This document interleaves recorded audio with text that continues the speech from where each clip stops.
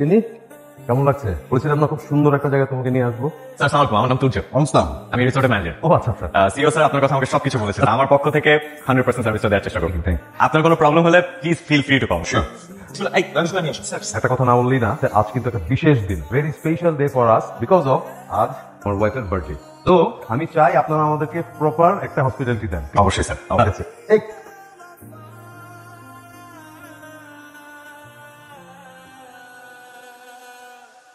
অনেক ভালোবাসি তোমায়, যাকে এতটা ভালোবাসি তার এই বিশেষ মুহূর্তটাকে আমি কখন মিস করতে পারি? এমনই 1000 বছর ধরে আমি তোমাকে সারপ্রাইজ দিয়ে বলতে চাই হ্যাপি বার্থডে। আমি তোমার কাছে হাজার হাজার মুহূর্ত চাই না, তোমার হৃদয় থেকে যাওয়ার মতো কয়েকটা মুহূর্ত চাই। আমি যদি হারিয়েও যাই, এই মুহূর্তগুলো যেন আমাকে তোমার কাছে বাঁচিয়ে রাখে। আর আমি এটাও চাই যে এই মানুষটা শুধু প্রেমের শুরুটাই না, আমার জীবনে পুরোটা চলে থাকে। The highest priority, happy birthday. Okay, তাহলে আমরা একটু রুমে যাই না? ও একটা কথা বলতে ভুলে গেছিলাম, দাঁড়া দাঁড়া, বনানীতে আমি আর তুমি 3500 স্কোয়ার ফিটের একটা ফ্ল্যাট বুকিং দিয়েছিলাম না? হ্যাঁ, ওটা তো নেক্সট উইকে হ্যান্ড ওভার হচ্ছে। তোমাকে এই কথাটা আগে বলতে চেয়েছিলাম, পরে আমার মাথায় এলো বার্থডে তো আমরা যাচ্ছি একটা জায়গায় বেড়াতে, ওখানে যে বলবো, যার কারণে এখন বললাম। হ্যাপি ফ্ল্যাট, বিশাল সোফা, 90 ইঞ্চ টিভি, আমার জন্য তো সবকিছুই হলো। তো বড় বড় স্বপ্নে যদি দেখবে, তাহলে আমার মতো একটা সাধারণ ছেলেকে নিয়ে একটা সাধারণ স্বপ্ন কেন দেখেছিলেন? আমার ভীষণ ইচ্ছে আমার ছোট্ট একটা সংসার। আর আমাদের সেই ছোট্ট সংসারটা হবে ছোট্ট একটা চিলেকোঠায়। আর সেই চিলেকোঠায় কি থাকবে জানো? এক জোড়া বেতের সোফা, আর তার সামনে থাকবে ছোট্ট একটা টিভি। আর সেই বেতের সোফায় আমরা নিজেদেরকে হেলিয়ে দিয়ে ছোট্ট টিভিতে সারা রাত সত্যজিৎ রায়ের ছবি দেখবো, আর সাথে থাকবে পপকর্ন। আর পপকর্ন খেতে খেতে আমরা সারা রাত খুনসুটিতে মেতে থাকবো। আর এইভাবেই জানবে মিষ্টি ভালোবাসায় জড়িয়ে থাকে আমাদের ছোট্ট সংসারটা। আমি সব মিথ্যা, খুব ভালো আছে, শুধু আমি ভালো।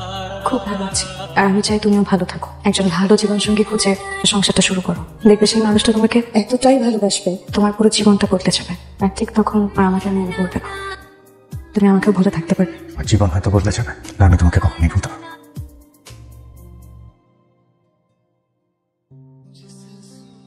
এই হলো আমাদের একটা সমস্যা, আমাদের কোনো টাইম সেন্স নেই, টাইম ম্যানেজমেন্টটাই আমরা ঠিক মতো বুঝি না। সকাল 8টার নাস্তা করি সকাল 11টায়, দুপুর 1টার লাঞ্চ করি আমরা বিকাল 4টায়, রাত 8টার ডিনার করি আমরা রাত 11টা 12টা। এরকম করে চললে হবে? বলে তো আমরা এত পিছিয়ে আছি। তোমার আর কতক্ষণ লাগবে?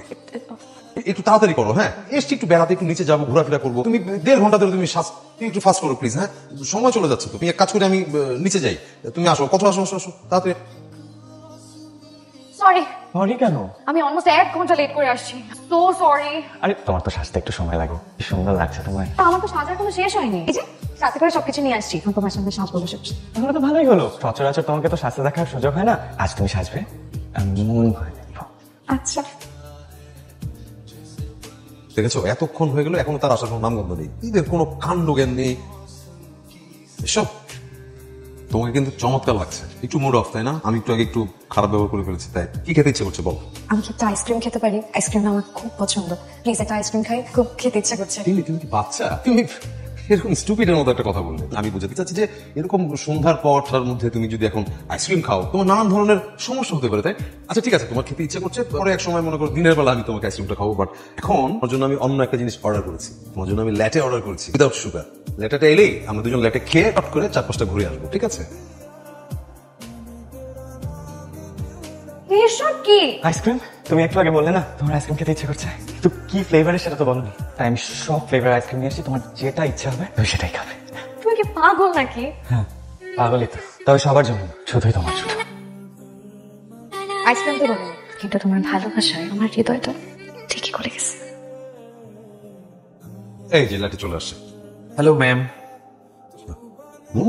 মজা হচ্ছে, খেয়ে দেখো।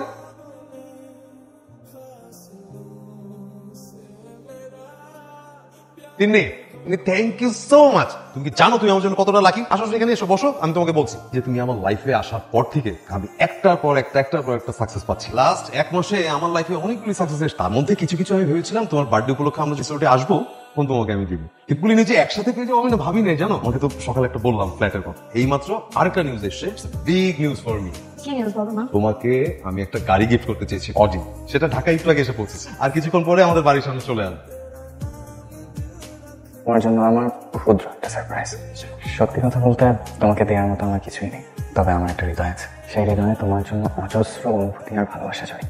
তাই এই হৃদয় তোমার 2 হাতে তুলে দিয়ে আমি তোমাকে বলতে চাই, এরকমই ক্ষুদ্র ক্ষুদ্র সারপ্রাইজ দিয়ে আমি তোমাকে সারা জীবন ভালোবেসে যাবো। কে বলেছে তোমাকে এটা ক্ষুদ্র সারপ্রাইজ? তুমি তো তোমার পুরো হৃদয়টা আমাকে দিয়ে দিয়েছো। থেকে বড় সারপ্রাইজ আর কি হতে পারে? তুমি খুশি হওনি? অনেক খুশি হয়েছে। দেখো আমি তো সবসময় ব্যস্ত থাকি, মাঝে মাঝে আউট অফ কান্ট্রি থাকি, তো তুমি যখন কোথাও যাবে চলাফেরা করবে তখন জানি তুমি খুব কমফোর্টেবলি মুভ করতে পারো, এই জন্য আমি অডিটা তোমাকে দিচ্ছি। আশা করি তোমার অনেক ভালো লাগবে। You are my lovely wife and very lucky to me. Come to me. আমাদের কিন্তু সময় হয়ে গেছে, আর একটু পরে আমরা বের হচ্ছে। তাহলে আমি এক কাজ করি, আমি একটু রিসেপশনে যেয়ে ফর্মালিটিস গুলো শেষ করে ফেলি, তারপর এসে তোমাকে নিয়ে নামছি। আচ্ছা। আজ তুমি চলে যাচ্ছ, একটু দেরি হলেও আমি উপলব্ধি করতে পেরেছি যে তুমি অনেক ভালো আছো। আজ একটা বছর পর তোমার সাথে থাকা খুব ইচ্ছা করছে, আর একটা দিন এর মতো করে পেতাম, তাই বা দিবে পেতাম। আর এখন আমি কেউ না, তুমি আজ যেভাবে দেখলাম, আমি চাই তুমি সারাটা জীবন ঠিক এইভাবে তোমার জীবন সঙ্গে নিয়ে ভালো থাকো। তোমার কাছে এটাই মনে হয় ভালো আছি? বিশ্বাস করো, তোর চলে ভালো নেই। ভালো থাকার মিথ্যে অভিনয় করে যাচ্ছি, এই মনের বাস্তবতায় প্রতিনিয়ত ভালো থাকার ব্যর্থ চেষ্টা করে যাচ্ছি। হাজারবার চেষ্টা করেছি যেন আগে তোমাকে ভুলে যাই, কিন্তু বিশ্বাস করো আমি না একটা মুহূর্তের জন্য আমি তোমাকে ভুলে থাকতে পারিনি। তুমি আমাকে এত কেন ভালোবেসেছিলে? ঠিকই বলেছো, আমার দামি গাড়ি, দামি ফ্ল্যাট, দামি দামি সবকিছু আছে। এই সব কিছুতে না ত্যাগের অনুমতি থাকলেও কোনো কিছুতে আমার অনুভূতি নেই। আমার অনুভূতি পুরোটা জোরে আজীবন তুমি ছিলে আর তুমিই থাকবে। আমি বাস্তবতা মেনে নিয়েছি, হয়তো তুমি আমার ভাগ্যে ছিলে না। ভালো থেকো। যে